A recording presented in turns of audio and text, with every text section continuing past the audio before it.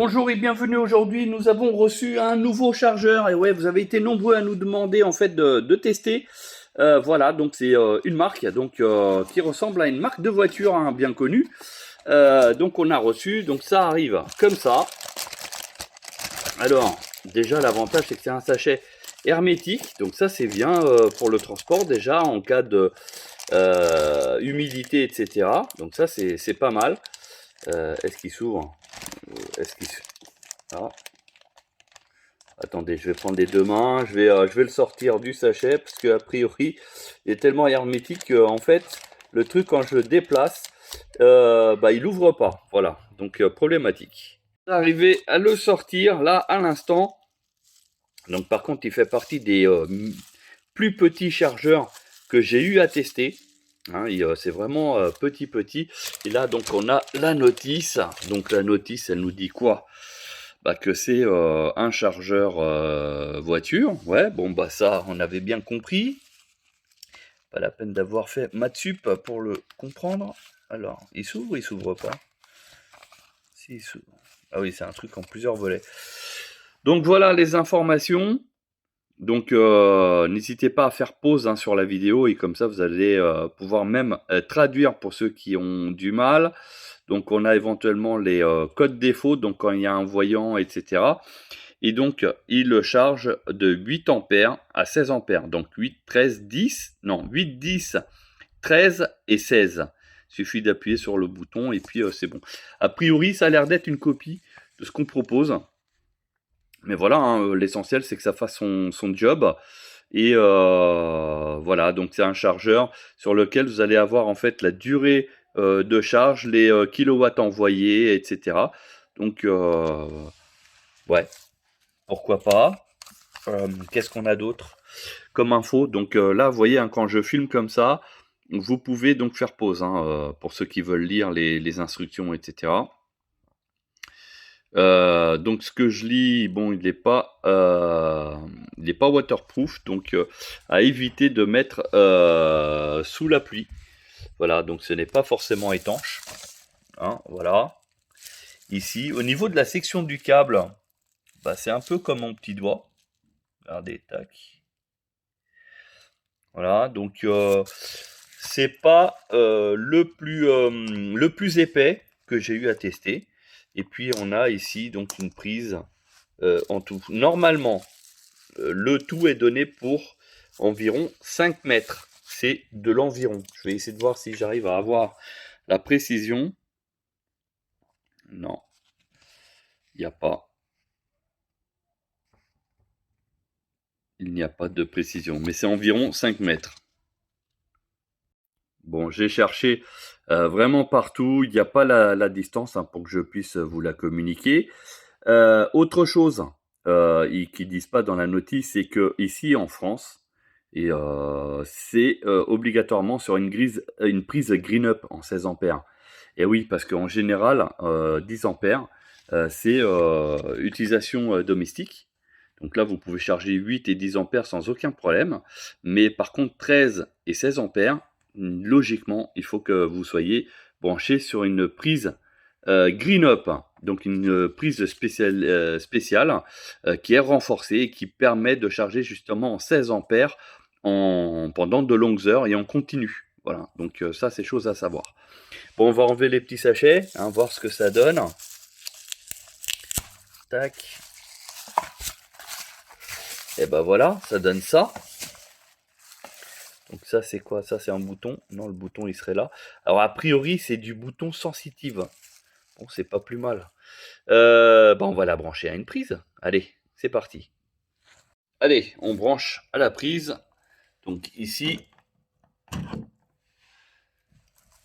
voilà, donc ça c'est clair en vert. Et là, il est déjà en 16 ampères. Donc il a décelé ou détecté comme vous voulez qu'il fait 23 degrés. Donc il y a un transformateur en 12,3 volts. On a 234 volts actuellement. Donc là, il n'est pas connecté. Donc du coup, il ne va pas nous donner les informations ici.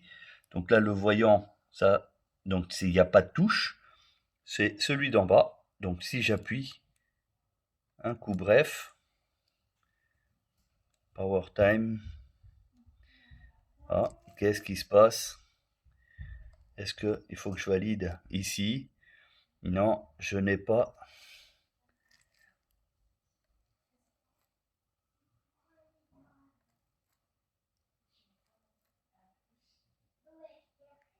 Bon, alors, le truc, c'est que vous voyez, on ne peut pas.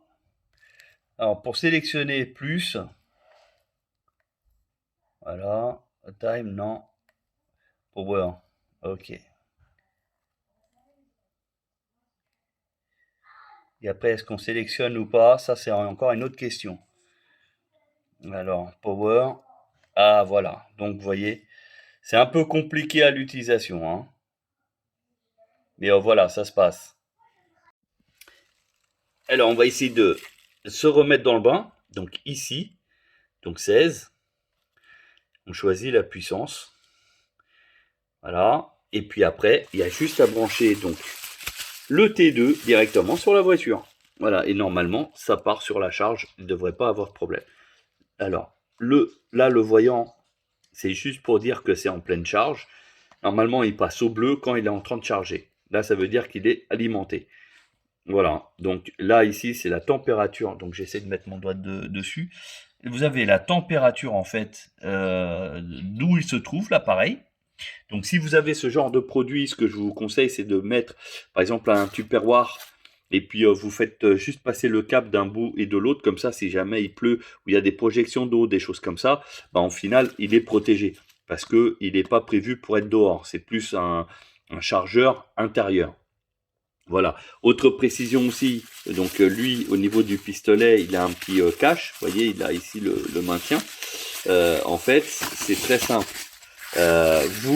Après utilisation, je vous conseille de le fermer, donc c'est en caoutchouc souple.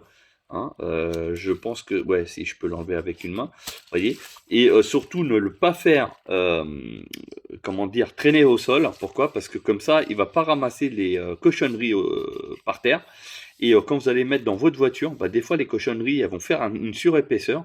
Et du coup, les sécurités qu'il y a ici, donc sur cette prise, c'est en haut et en bas. Hein. Voilà, parce qu'il y en a un autre de l'autre côté. Vous voyez, où j'ai mon pouce à peu près.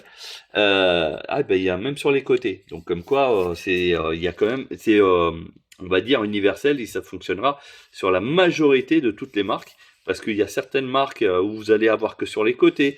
Il y en a d'autres, c'est en haut ou en bas. Des choses comme ça. Et du coup, là, vous allez avoir une compatibilité en fait sur le maximum de véhicules. Donc ça, c'est fort intéressant. Donc, je vous conseille après utilisation, c'est à chaque fois remettre le capuchon pour le protéger. Et puis en même temps, en termes de sécurité par rapport aux enfants, hein, notamment si vous voulez mettre leurs doigts, si vous aviez laissé brancher sur la prise de courant, au moins, voilà, on est en sécurité. Alors, oui, certains vont parler de sécurité par rapport aux enfants, comme quoi ce genre de chargeur est complètement autorisé à domicile, alors que sur une borne, il y a une obligation de mettre donc un obturateur et justement pour les enfants. Bon, ça c'est un autre sujet, on peut en débattre d'ailleurs dans la vidéo sans aucun problème.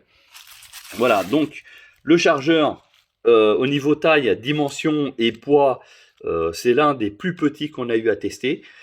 C'est pas le plus discret par son voyant. Par contre, vous pouvez faire en sorte de mettre un carton, un papier ou ce que vous voulez devant pour cacher, pour que ça soit plus discret, par exemple. Voilà, parce que là, c'est vraiment très très fort. Hein. Et puis là, au niveau du sélecteur, donc là, vous voyez, hein, ce n'est pas tactile au niveau de l'écran. Et puis ici, donc si j'appuie longtemps, donc là, j'essaye, voilà. Vous avez donc le voltage, vous avez les ampères qui sont envoyés, les kilowatts qui sont envoyés, la durée, et puis ça c'est la conso instantanée ici normalement. Voilà, je vous ferai une autre vidéo où le chargeur sera en pleine action. Voilà. J'espère que cette vidéo vous a intéressé. Pour ceux qui ont des questions, n'hésitez pas à aller dans les commentaires. Et je vous dis à très bientôt pour un autre contenu.